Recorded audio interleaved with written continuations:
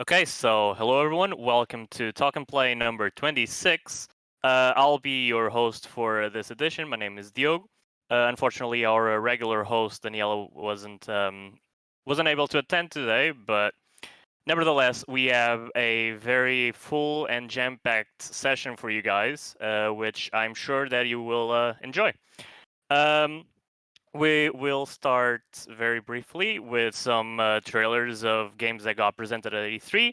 Then we'll move on to a thesis presentation, a quite spooky one at that. And then we will cap off with a final presentation about some of our favorite picks for the currently ongoing Steam Summer Sale. And then for the play part of our Talk and Play, we'll be having a small session of Sea of Thieves, presenting what the game has evolved into over the years. So now, without any further ado, let's move on to the trailers.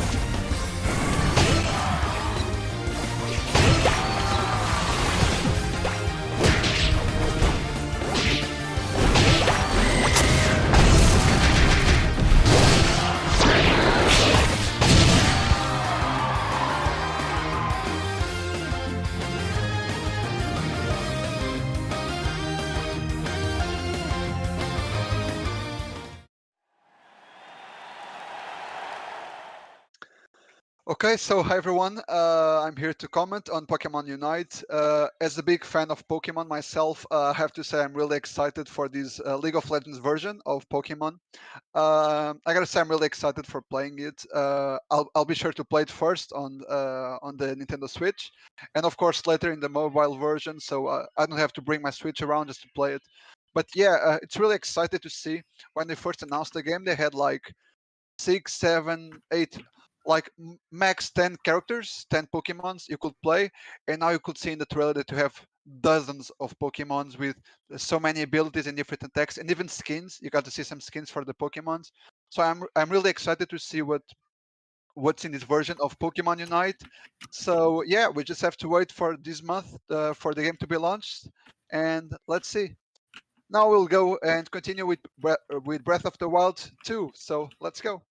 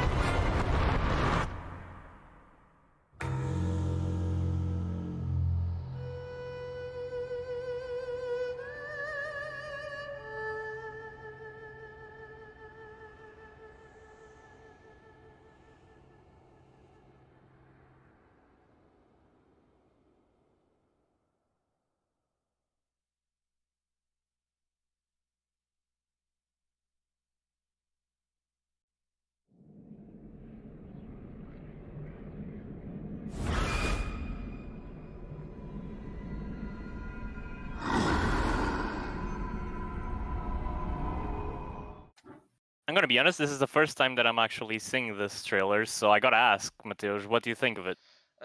I like the way that they implemented more verticality. That was something that I think was missing from the original Breath of the Wild, and that I really wanted to see was like maybe underground levels or even uh, more vehicles that allowed us to Hmm. go into the air. I also really like the new abilities, like the one that lets you go through walls, and I think that will make for some really interesting puzzles later on when you finally get all of the Yeah. abilities. Yeah, so like I noticed that they're bringing back a lot of features from previous games, from Skyward Sword, the whole verticality aspect, more dimensionality. The the time where you went through the wall kind of reminded me of the whole going into the wall mechanic from that 3DS game that Link came out between a while worlds. ago. No, Yeah, that yeah, one. yeah, yeah. Fair enough. And yeah, the game looks beautiful as it did when it first came out back at the original Switch's launch, and I think it's probably a must play, right? And I mean, the fact that it's coming in Yes, exactly. 2022, yeah, I mean, it's the game that sold the Switch originally, and Yeah, indeed. it's the game that's gonna keep on selling. Okay, and that was it for Breath of the Wild 2. Now we're moving on to Elden Ring. Peggy 16.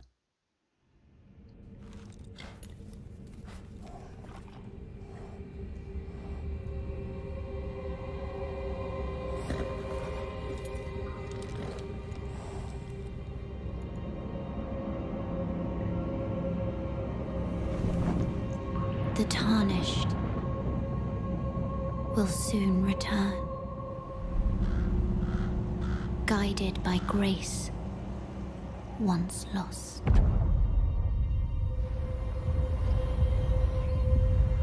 The Golden Order is broken to its core.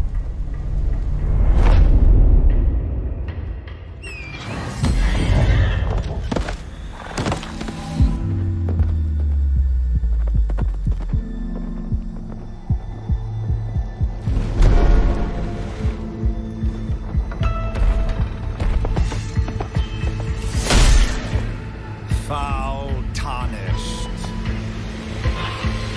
In search of the Elden Ring.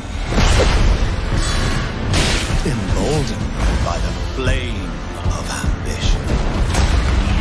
Someone must extinguish thy flame.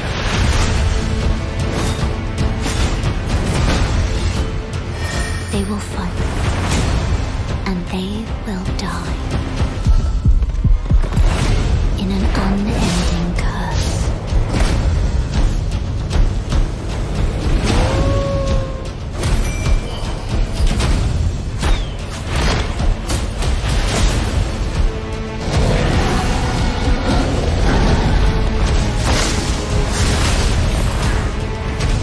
For how else is a champion or a lord to be born?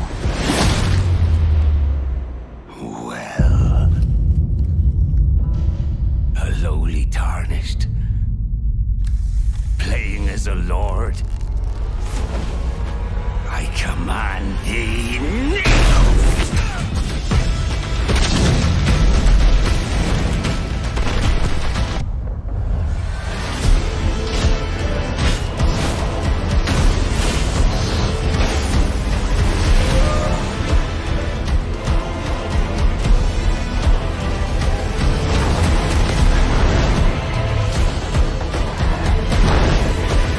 Brandish the Elden Ring.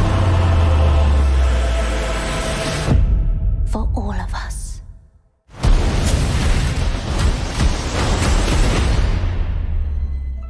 Optimeter. Okay. So hi again. Now we are commenting on Elden Ring, and I gotta say it's one of my favorite games, and I really want to see some gameplay of it. So, Mateusz, what do you think of Elden Ring?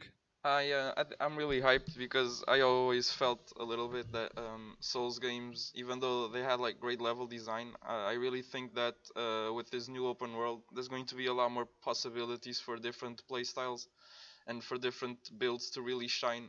I think that will make the game a lot more interesting. In my opinion, Y- that's the thing that I'm most hyped for, and also the Yeah, lore. I think it will be. as always, Yeah, extremely interesting. So I have to wait say, and From see. Software is creating a piece of art. Like, you can see the graphics are like Dark Souls like. You can see the enemies are like Bloodborne. A story with a Game of Thrones vibe, since it's from George R. R. Martin. The combat like Sekiro. So I gotta say, I'm really, really excited to see what Elden Ring Mhm. has got for us. So yeah, I'm really excited, and it's already coming up on January of 2022. So it's not that far away from us. So let's hope. Okay. And yeah, let's finish it up with Ratchet and Clank: A Crack in Time. So see ya.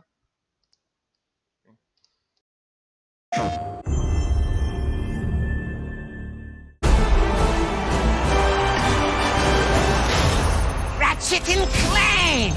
What a wonderful surprise! What do you want, Nefarious? We're going to a dimension where I always win!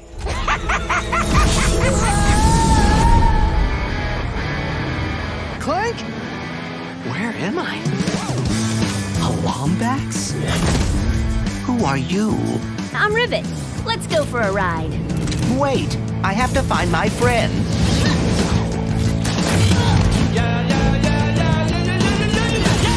Emperor Nefarious, you have returned. Yes!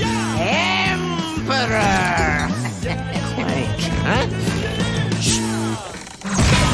You're Nefarious. He looks a lot like mine. Evil like him, too. And that Lombax. I'm coming, Clank. If we do not get the Dimensionator now, we may lose every dimension. Oh my.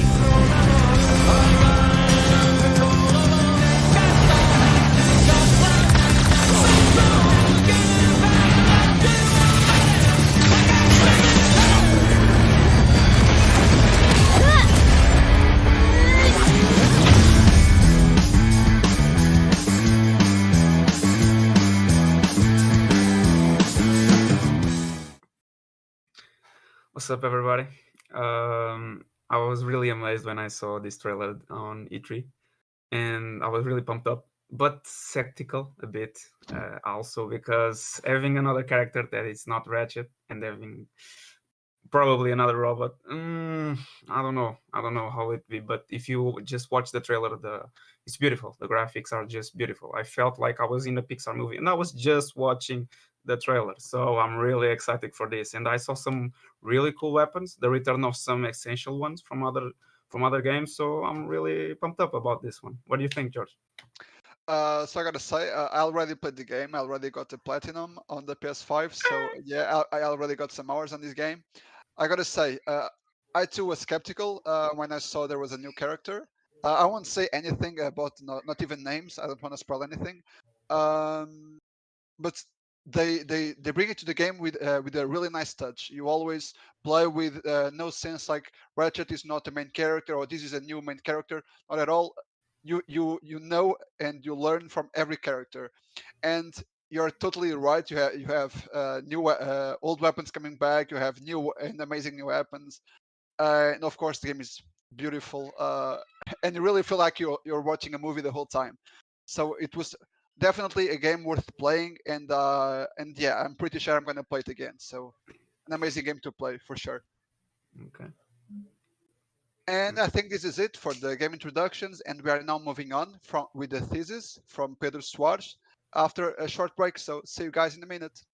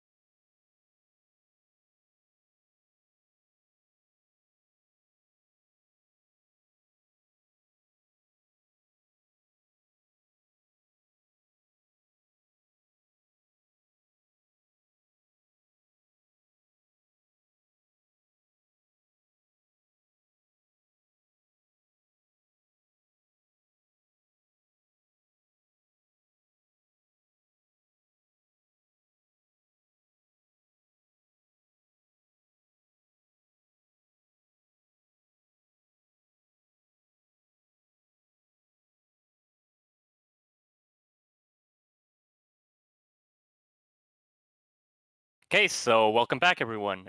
I have with me right now Pedro Soares, a master's student here at Instituto Superior Técnico, who has kindly agreed to join us and talk a bit about his final master's thesis. So, Pedro Soares, you want to take the floor? Hi. So, as Diogo said, I'm going to talk a bit about my thesis. So, what's the theme of my thesis and how the journey has been across this last year, I think. So, as you can see by the title, it's big and it's changing a little bit over the semester, but essentially it's exploring how the audio and music choice can impact the user's anxiety and the self-reported attention of the player in a horror game. And with that, eventually, depending on the conclusions that I get, I can eventually create a model for biofeedback as well. And we'll talk about it a little bit later. But yeah, first of all, so I'm Pedro again, and I'm studying computer science, of course, and I'm currently finishing my thesis. And my main areas are games and interaction and visualization. And some people already know, for my colleagues probably know that I'm a huge horror fan. So of course that just like for the game courses, I had to do something related to horror. So yeah, how did I get here? And this is a screenshot of the game that I made for my thesis actually.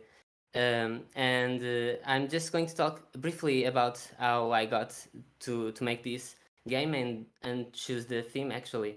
So, and this is probably more interesting for those who aren't yet doing the thesis, but maybe, yeah, basically during the second semester of the first year during the masters, I had, of course, to choose what I was going to do for the thesis, just like any other student, and I had two options. I could change a theme from a set of themes selected by the professors, and I also had the option to actually think about something else and try to reach out and get the opportunity to convince some professors to help me out and do something that I wanted to do. And there were a lot of ideas, but of course my main focus for the thesis and goal was to make an horror game, and fortunately I had this great opportunity. So yeah, but of course I had to choose a theme of investigation for the thesis, and of course there are many possibilities, but one of them would be to create, for example, to use actually biofeedback, which is, for those who don't know, a biofeedback game is, for example, instead of just using the input from the gamepad, the game also gets input from the body of the player. For example, the heart rate or galvanic skin response. You have plenty of options regarding biometric signals.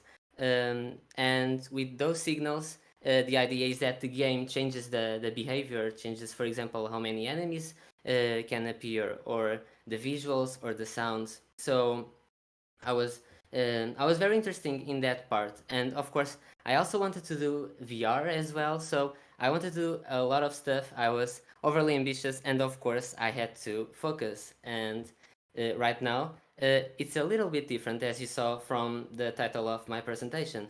So right now my main focus is just to actually study something more specific, of course in the area of horror, but and using, of course, anxiety, and that was my main focus, even for biofeedback.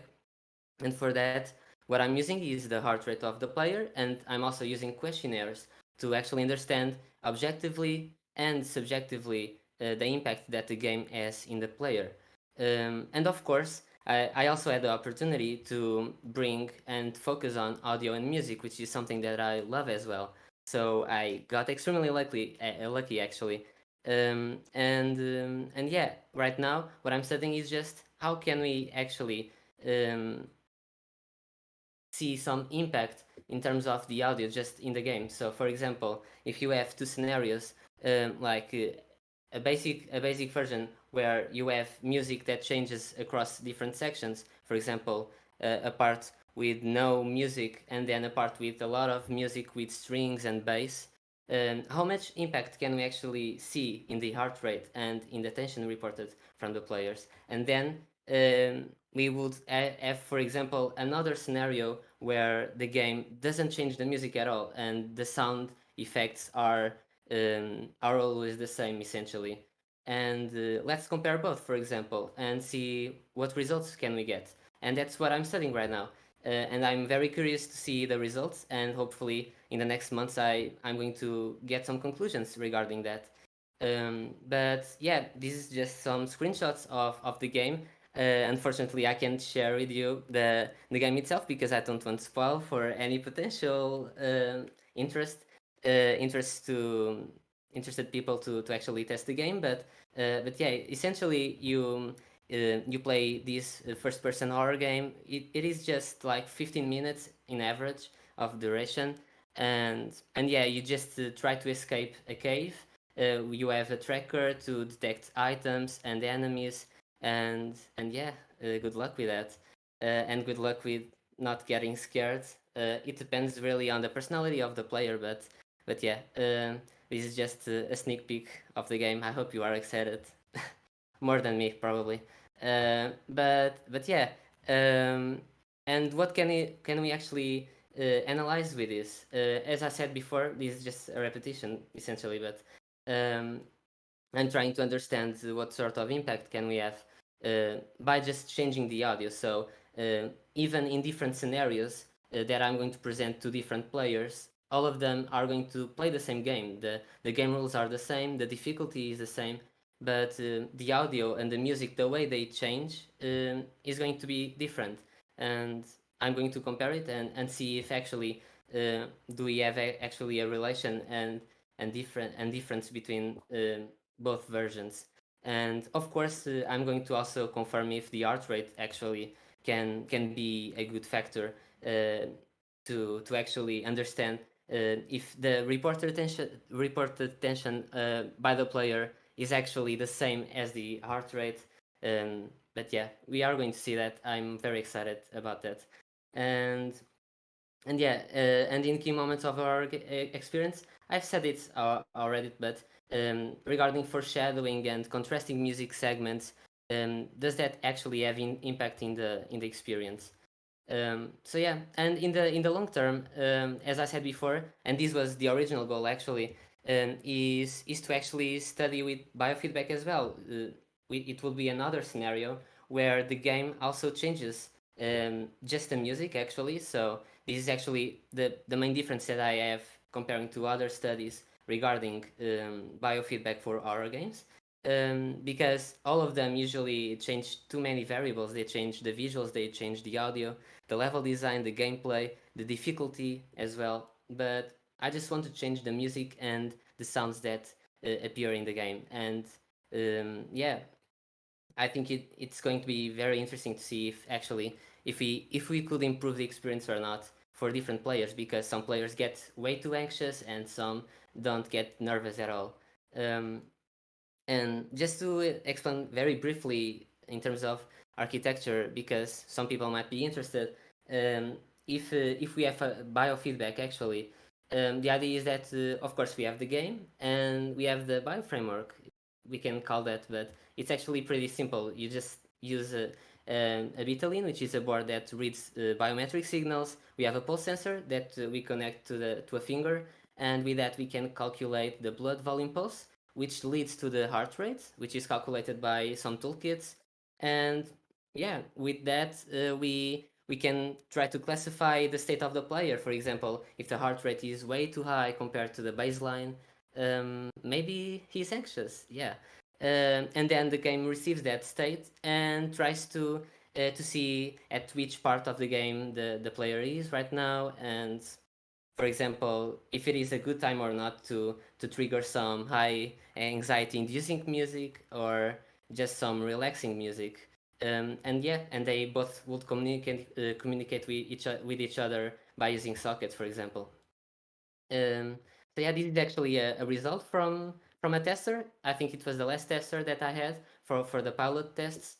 And yeah, you can see the results for the beats per minute. And as you can see in the last section, right here you have some higher anxiety, which is good because it was one of my goals. Would be like the end of the game to be a bit more nervous, yeah, for the player. And right here you have many points which represent actually key events during the game. And yeah, I'm going to see by each section if it actually relates to the reported self-reported tension by the player, and trying to compare as well. And let's see what we are going to get from this. And yeah, for those who are interested in trying the game, I'm not doing remote tests because of course I'm using the heart rate. So yeah, but I'm doing it right now in laboratory jogos. Hopefully, I really hope I can get a lab in Alameda, but we'll see about that. But yeah, that's really it. And if you have questions, go for it. And I hope you enjoyed. Yeah, and that's it. Okay, so first of all, I want to thank you for coming and joining us, and lending yourself to presenting your thesis. We really appreciate that. And now we have some questions that we would like to make you. So, starting off, this is a question from the chat. They ask, what do you think is the hardest obstacle for you to tackle in this thesis? Well, motivation. Just kidding. Well, I really, it really depends. Because during some parts of the development, I mean, developing the game itself is a challenge because, well, it was a responsibility that I wanted to take just from the beginning, which is to develop a game for the thesis. But of course, that comes with extra work. So you have to test with some players as well. You have to think about doing something that works for everybody, because some players might be not really experienced with first-person games, for example. And I need to make sure that it's an experience that can work for everyone. So yeah, and the level design, of course, and the way the level proceeds itself, it needs to be similar to everyone. But at the same time, I wanted to give the some illusion of freedom for the players. So yeah, getting that balance was quite difficult. And of course, doing something scary is actually not simple. You have to. And in the end of the development, I was really skeptical about it in terms of is it even going to induce any anxiety to the players, because I knew the game, so yeah, it was going to be yeah, it was nervous wracking. Yeah. But yeah, and of course, maybe now the user testing is going to be really hard as well, to get people to actually come to a place. Yeah. And during the pandemic it's a bit stressful. Yeah, it gives some anxiety as well, pun intended. But yeah. Yeah. So basically, you would say that it was more so the creation of the platform for you to test the whole biometrics that was the hardest part, rather than the testing process. So creating the game, making sure it's actually scary. Yeah. Pleasing everyone is hard. Scaring everyone is harder. Something like that. I took way more time developing the game than preparing the part of reading the signals, and because all of that. There are many tools, and yeah, of course that takes some time as well to develop, but yeah, the preparing the game and the user testing now, yeah, they are the most challenging parts, I believe. Yeah. And this is another question. So basically, you focused on changing and altering the sound and the audio feedback that you gave the players in order to induce more or less anxiety on them. Would something similar be possible with other sensory parts of the human body? Would you be able to achieve similar effects by changing the atmosphere in any other ways rather than just sound? Yeah, I mean, the sound was my main focus, because but there are many studies that are related to biofeedback as well, and even impact of other things. There are, for example, there is a similar study, which is not exactly the same, but they also try to analyze the impact of sound and visual orchestration in a horror game. I think it was actually PT. But what they did was a different approach. It will be like to change the order of events and the way. So it's a different approach. But there are many studies doing different things and using different things in the audio. Actually, I used audio because I think that there is still some stuff to do with that. So yeah. You saw basically a gap and decided it was a good avenue for you to get mainly into it. for biofeedback. For biofeedback, there are many studies that use many variables at the same time, but that gives the extra challenge for them to actually identify which one, which variable is actually doing the impact. And by changing just one of them, which is the audio in this case, it gives the opportunity to actually focus on that and actually understand that impact. Yeah. Yeah, so being more focused and being more specific about what you're testing. Another question I have is, what results and what are you expecting there to come out of the thesis? So what do you think your end product is going to be? Well, the end product is that I'm going to finish my master's. So yeah, but besides that's a good one. That's my main goal right now. Yep. But concerning the project itself, I think that based on the feedback that I got, I've got from some players, for example, the contrast between, for example, the suspense and high anxiety inducing music, for example, it is important. Or when you reach a zone of the game and giving some relaxing music, it really helps relaxing people. And I'm really hopeful to see some results regarding that. Like even for the art rate and see some general opinion Patterns, on that. basically. Yeah. But for biofeedback, it will be interesting to see if I get the opportunity and the time to do that as well, and test with some players as well. Trying to apply some of those rules that I eventually get from this study. Eventually trying to get a model where we can actually relax a bit some players or give some more anxiety to some that are not as nervous. So yeah, I'm hopeful regarding that. Yeah, that's the main goal of the thesis. Yeah. All right. So once again, I want to thank you for joining us, and I do have one final question, which is, how can users sign up for participating in your tests? And I'm going to share my email in the chat, and you can reach me out by just sending your interest. And even if you don't know if you can actually attend, if you have interest in trying the game, just send me an email. Yeah. All right. So to close it off, thank you again for coming. Welcome. I found the thesis very, very interesting, and I thought the theme was very unique. I never actually saw anyone drop into the avenue of actually, studying how the human body reacts, under the skin to actually influence how the game plays out. So, and I want to congratulate you for all the work that you've done so far, and from what you've showed today, it seems to be quite a complete thesis. And congratulations, and thank you for coming here. Thank you. So now we are moving on to the next section of our talk and play session today.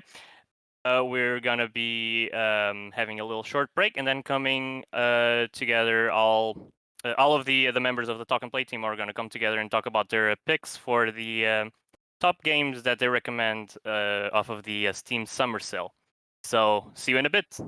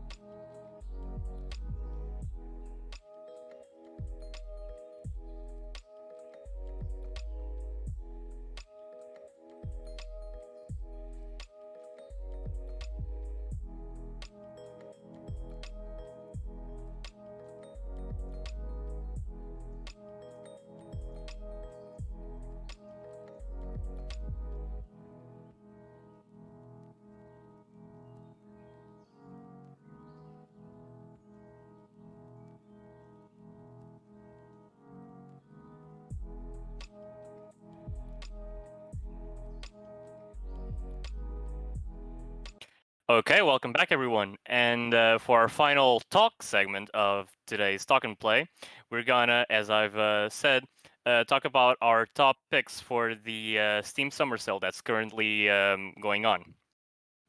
The Steam Summer Sale and the Steam Sale as a whole is a bi-yearly event in that it occurs twice a year during the winter and summer. And it's basically, for those that don't know or that are uninitiated to the PC gaming space, it's basically a mass sale that happens on the Steam platform in which loads and loads, tons of games go on massive discounts ranging from just 25%, 10%, all the way up to 90% off. For example, I've seen a game that usually costs $10 and is now on sale for €1, which is kind of nuts. Yeah, it's one of the most well-known sales in the PC gaming space, and it's one that everyone should be on the lookout for because you can get great deals on games that you've been looking to purchase all throughout the year. And now I'm gonna pass the word to the first presenter, which I believe is George, with his pick. Okay, so guys, my pick has got to be Half-Life Alyx. First of all, no, I'm not that big of a fan of Half-Life. I'm sorry, I'm really sorry for that. But I'm a really big fan of VR. So I got an Oculus Quest, and I was really sad to see like there was no big major game with shooting in VR where I could use my hands that freely. So I was kind of upset, but I knew this game existed. But it was sad for me when I realized like, oh, okay, so I have to use my PC to be able to play this game on the Oculus Quest, and unfortunately, by the time I got my Oculus Quest 2, my PC wasn't able to run this game. So yeah, it was kind of a curse. Now I finally have a new PC, and I'm finally able to play Half-Life Alyx. So this huge discount, like going down to 30 euros from the original 50, is like a huge discount, and I feel like this is the time I get to try this amazing game. Like I haven't seen any big walkthroughs or spoilers of the game. I really try to avoid it, but from what I've seen, I have at least 13 hours of VR intense gaming experience. So I'm really, really, really excited to try it, and I'm pretty sure I'm going to take this deal to try Half-Life Alyx. So I'm now moving on to the Ghost Runner. So go ahead. All right. So as for my pick, I decided to go a bit more indie than George did, and I chose Ghost Runner, which, to my surprise, I don't really see too many people talk about. So yeah, I figured it was appropriate. Gives the game some exposure. So this game is kind of a spiritual successor to Mirror's Edge in the sense that it's a first-person parkour game focused on going fast and movement and all of that jazz. However, and deviating a bit from Mirror's Edge, it actually strikes for an even more arcadey feeling than that game did. This game was developed by a small Polish indie studio called One More Level and was published by 505 Games, who also published Control, if I recall correctly. In Ghost Runner, you play as a ninja cyborg armed only with a katana and a few upgrades that you can get along the way. In his quest to start a revolution, overthrow a government, the whole cyberpunk aesthetic and standard story. The game is hella fast. Like, you have the aforementioned katana, which you can use to either slice enemies or deflect bullets. You have a grapple hook, you have a focus mode, which lets you slow down time and do a small dash towards enemies or towards any direction you move on. And then there's loads of other abilities like blinks, chain dashes, the whole pizzazz. If you get hit only once, you are dead, but the respawn in this game is basically instant. You die, you respawn real quick, and then you carry on, which helps the game keep its momentum and not it doesn't feel like your deaths are too don't really stop you too much. besides this, what I really want to point out is the fact that the game has a really banger of a soundtrack. The OST is amazing, and it evokes such a nice mix of synthwave and cyberpunk, and it just gets you in the zone to run and be a badass ninja. The game is currently on a 50% discount, bringing it down from $30 to only 15, which I believe is fair price for a game that lasts for about 3 to 4 hours ish. There's a free demo available for those that want to try out the game but don't want to commit to buying it.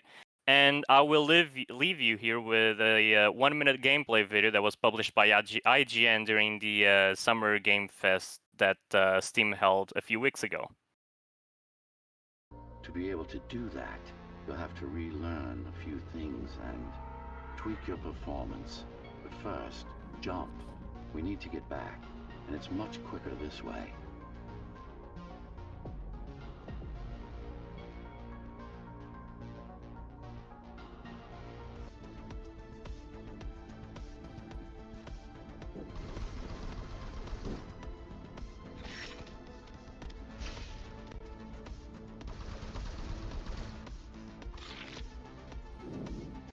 Hello?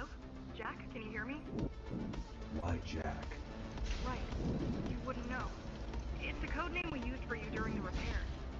Diego said you were all jacked up when he found you, and it stuck. Do you mind if I call you that? No.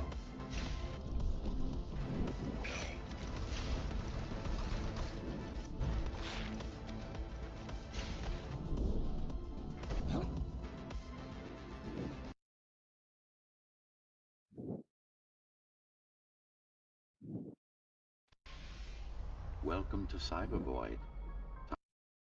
Yeah. So yeah, that was Ghost Runner, and now I will pass the word to Mateus, who is going to talk about Yakuza Like a Dragon.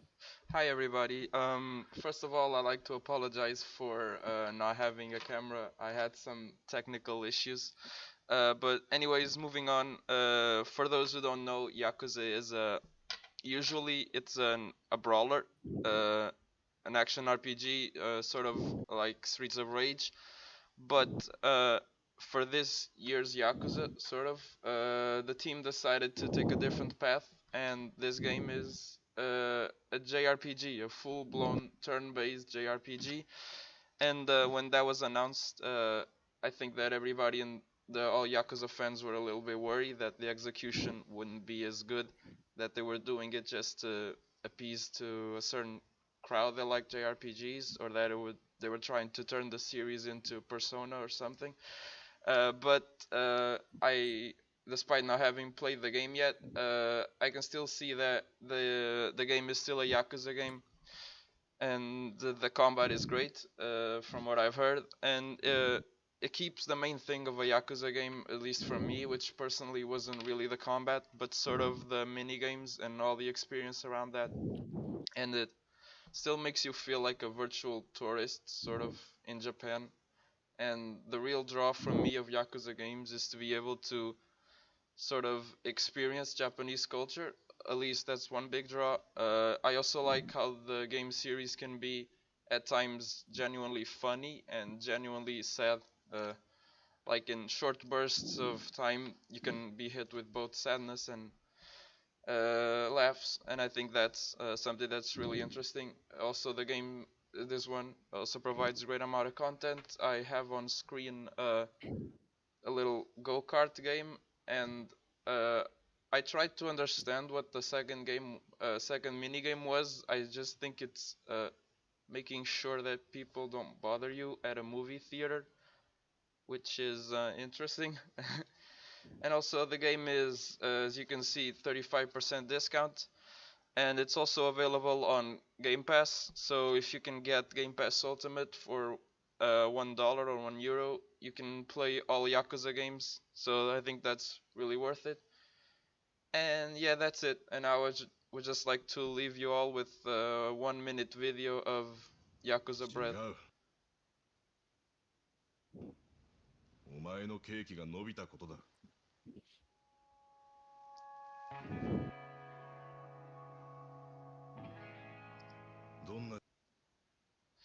Okay, and with that out of the way, we'll move on to Andreas' presentation about the Rally 2.0.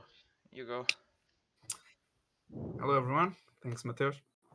The game I chose for this summer sale is Dirt Rally 2.0. This game was the game of the year in 2019 on the category of sports and racing. It's a rally simulation game, but a really hardcore one. It's the most challenging game that you can find related to rally out there. The main focus of the game is its own gameplay and racing. Okay, it's not to focus on progression. And the game, this one separates the men from the boys. Your racing skills are constantly being taken to the extreme. It just feels like a pure rally experience. You need to be on your A game every time, even against the AI. It's a substantial improvement from the original Dirt Rally, because the tracks here and the courses feel way more alive, and the feedback the car has on the different surfaces and environment is simply amazing. You can feel exactly where each wheel is and the weight of the car, the distribution, and you don't need any racing setup, any rig, nothing too fancy. You just need a good controller, and that's all you need. To add to the gameplay, you have the graphics and the special effects, which are on point. They are pretty as fuck, and you can run on several parts of this world. So you can basically do rallies that are being done nowadays on WRC, or relive the legendary ones from a few years ago. It's up to you. But in my opinion, the real secret weapon for this game, it's the sound design. It's simply surreal. You can, just by the sound, you can tell if the game, if you are playing with a car with just a pilot, with a pilot or a co-pilot, if the interior is stripped or not, if your bonnet just whooped off. You can just, by the sound, everything makes a difference. And the best part is that the sounds are modeled after the real cars, so you just feel immersed. It's an authentic masterpiece. And don't get me wrong, this is not only rally. You have also rallycross, which is a different gameplay. The game has a lot of diversity, but the cherry on top is the fact that you can experience in your own skin how it feels to drive legendary cars like the Subaru WRX STI with the livery 555 from Colin McRae, or any beast from the Group B, Audi Quattro S1, Lancia 037, Lancia Delta Integrale HF. A Stratus is up to you. You can drive them all. So, as you can see, this is a must-have for rally lovers, and especially for those who like a really good racing game. The base game, as you can see, is at 5 euros, but I would highly recommend you to get the GOTY edition, because you can have all the cars, all the tracks, all the seasons that have come out until now, and on top of that, the Colin McRae DLC. So it's a must, guys. Hope you get it. Now I'll pass my word back to Dio. Yep.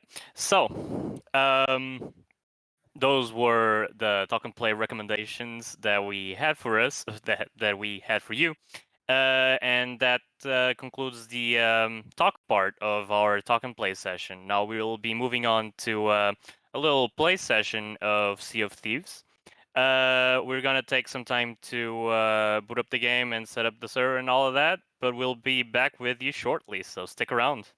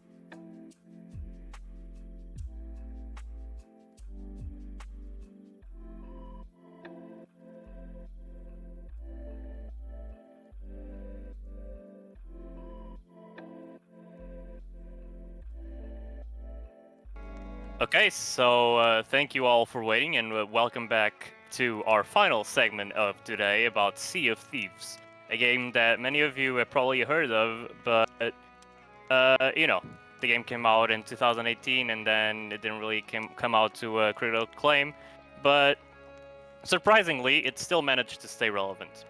Today I'm here joined with Bia, if you wanna say hi. Bia? Hello. Okay, so we'll just be doing a small voyage, showing you guys what the game is like, and yeah, we'll just be playing the game. So, first things first, we probably should go by a voyage, right? Yeah, and you. Unless you want to get drunk first. No, no, thank you. All right, so after I just finished burping, as you guys can see, the game is quite the stunning piece of work. When it came out, the game was already very, very beautiful, especially the sea and the way light actually reflects off of the water. But I don't know, it may just be me, but I feel like the game's only improved with time graphically. I don't know if they done any concrete updates on it, but you know, the game is stunning to this day. Now, maybe I drank a little bit too much because I am very wobbly. I don't know if you can see that, Bia. Oh god, I can. So this is gonna go fine. Speaking of getting drunk, that is one of the things that I personally really like about the game. There's a lot of social interactions that you can have with, you know, your crewmates as a multiplayer game. You can do emotes. You can,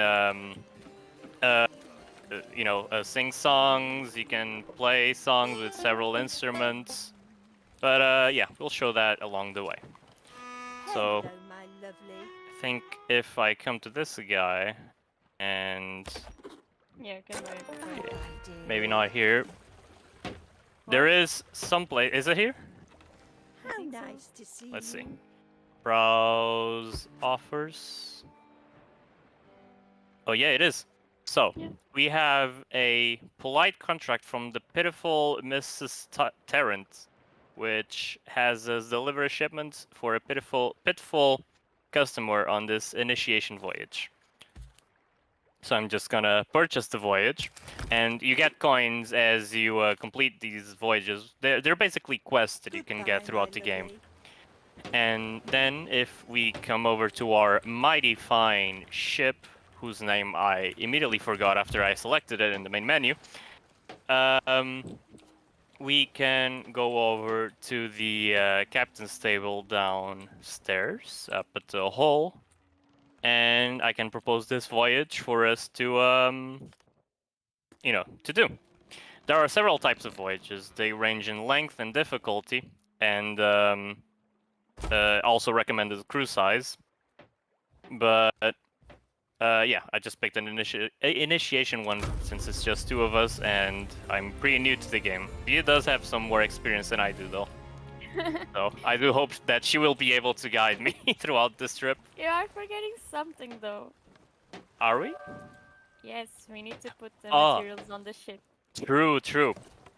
So, you know, as a pirate game, you are going to be spending a lot of time in the sea, so you need to be sure that you properly kit out your ship with all the supplies that you're going to need. From food to ammunition, all the fun stuff that you're going to need on your pirate voyage. There are several... Yeah, go ahead. And wood. You're missing the wood.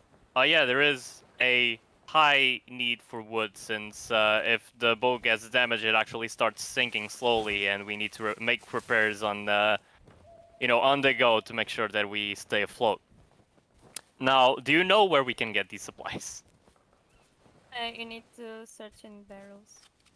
Oh, okay. So basically, they're scattered throughout the island. Yeah. Gotcha. I just forgot. I mean, if you can't find them, we can just set sail. We'll probably be fine, right? Yeah, sure. If we don't get attacked. We won't get attacked. Hey, I found some fruit. That's something.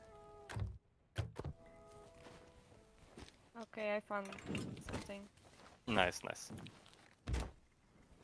So yeah, the game is really about just coming together with your friends, making a crew, getting a ship.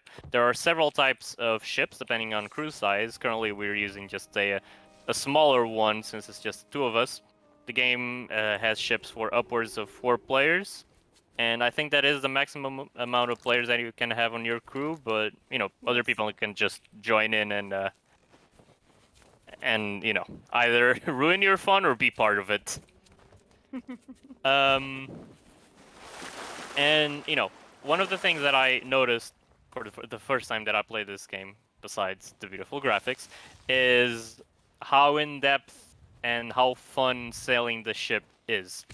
It's not just everyone gets in their cockpit or wherever and just presses W to go forward and aim to shoot. No, you actually have to lower the sails. You have to raise the anchors.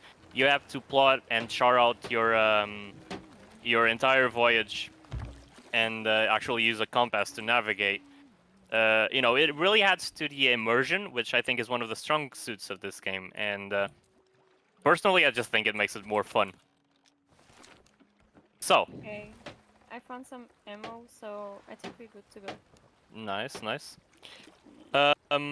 So for this mission, it says that we have to deliver by 1 a.m. On the 20th, a white feathered chicken and a red speckled chicken. I don't know if we also have to actually find these things, but I can check on the quest log, I believe. Or maybe not. But regardless, we can just check out where we need to go and find it on the map and just navigate towards it. So do you want to navigate or do you want to check them in? No, you can navigate the ship. I can just assist you with the sails and all that. Crash it.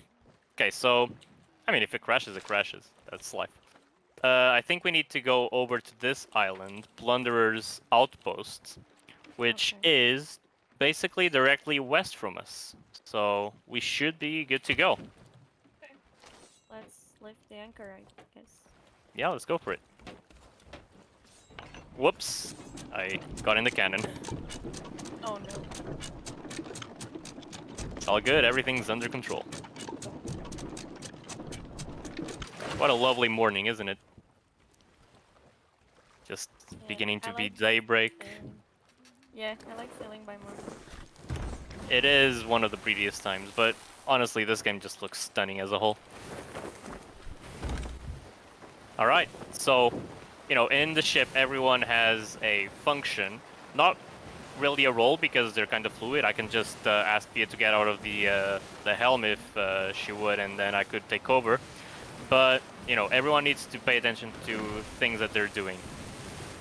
So, for example, while she's navigating, I can very quickly go up here to the top of the mast and help her navigate, since the sails actually obscure her vision. Yeah, I need you to lift it a little bit, by the way. Okay, before that, we need to turn a bit to the west, because we're going straight towards a big-ass rock. Oh no! It starts the crashing time. Oh no, no, no. So, it's all good, we got you. We get you. Thank you. I can also, if I don't have anything else to do, I can go reload the cannons, I can practice my aim with the harpoon if I wanted, I can fish if I knew how to fish. Here's my fishing rod. There's a huge amount of stuff to do in the game, but personally, and I'll ask Bia's opinion right after, I think the game works better taken in short bursts. So, 1 hour, 1 and a half sessions with your friends just to have some fun, and then do a couple of missions and get out. But what do you think, Bia? Yeah, I think that too. And with more people, it's more fun. Thanks. Yeah, we're just doing some initiation quests, so nothing too fancy, but there are voyages, which are, these types of quests. Fetch quests, go into an island and dig up a treasure type of quests, but there are also what the game calls, and let me just confirm, tall tales, which are long quests which mix puzzling, adventuring, riddle solving, all that jazz into a big quest that is just a lot of fun to do. And lately, on their latest update, they actually added Captain Jack Sparrow into one of these tales. So I'm pretty hyped to try that one out. Yeah. Okay, so just in terms of voyage, we are, we are going in the correct direction. We just need to keep going forward, and we'll probably reach the place where we have to go, and that's a big probably. Yeah. Well, I'm game- gonna try to yeah. land the ship, but I'm sure you'll be able to. So, the game is multiplayer. You can do open sessions or private sessions. Currently, we are on a private session, just the two of us. But if we were on open multiplayer, we could actually find other players just sailing the seas and get into firefights with them. But other than that, there are also, just regular AI enemies and NPCs to talk to, and there's just a lot to do. And I know I've said it a lot, but I just want to take a brief moment to look at this water and how beautiful it is. The water simulation in this game is just sublime. yeah, and even with the bad weather, it's fun. On it, yeah.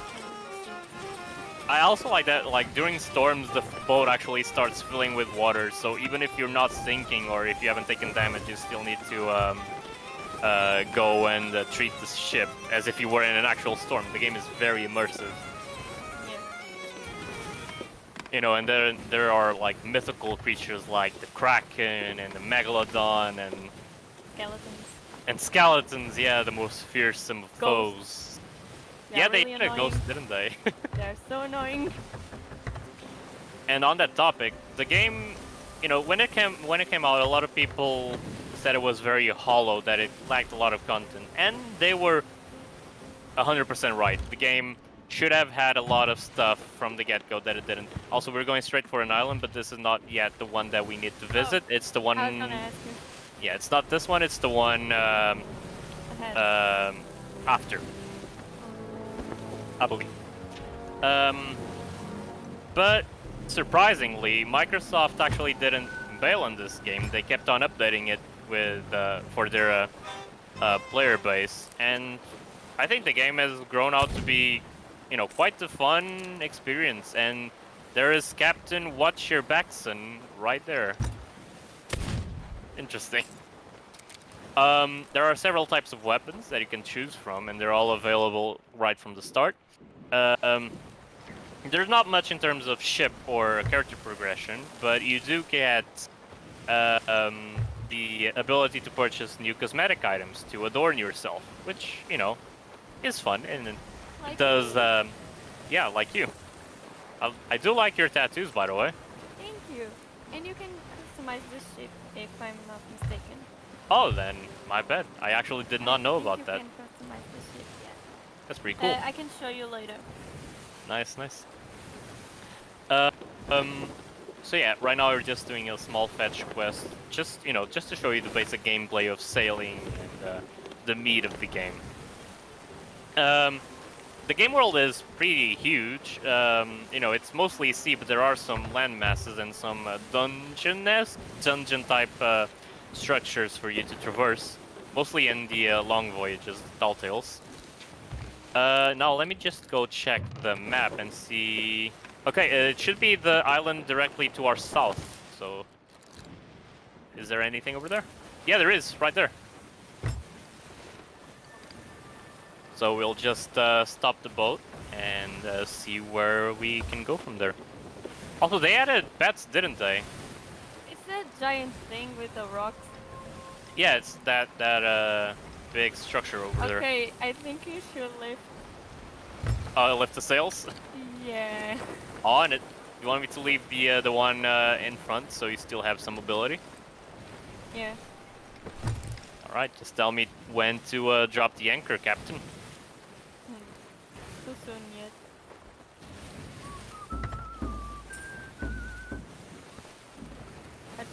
gonna crash it. They're like really slow right now. True. I mean, I can drop them again if you'd like. I don't think that's necessary.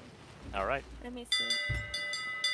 So, as you guys can see, I hope the stream is picking it up, but you can see like the way the air and the wind is flowing, and you actually need to use this to,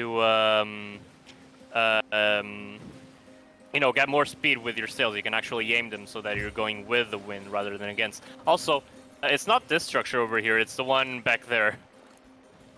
Oh, I thought it was this. I was No. like, is this? Like, this doesn't look like an island. I was like, oh. I mean, it kind of looks hello, like an island. hello. Yeah. Okay, I'll lower the So sails. I was like, oh, too much, no, no. Oh. No visibility. Oh no. You're going good, probably. Yeah, I'm good, it's fine. So yeah, we need to turn back east. It's that island back there. Ooh, what's that over there? Just some random barrels floating. What? Oh, you can catch them with Oh, really? Yeah, you can catch with things. the harpoon? Yeah, you can catch Oh, things. Yeah. that's really cool. Yeah, it is. Shame we don't have any harpoons on the backside. Yeah, that's true. I think in the other ship you had. Yeah, this ship is kind of poopy. Like, Yeah. the game is best played with 3 to 4 players, and Yeah. you know the galleon, which is the mighty ship that you get when you have that size of a crew, is quite the sight to see. And you know you can actually take some time to explore it and walk around the mast, and you know there's just a lot to do in it. Oh, that was some. This one?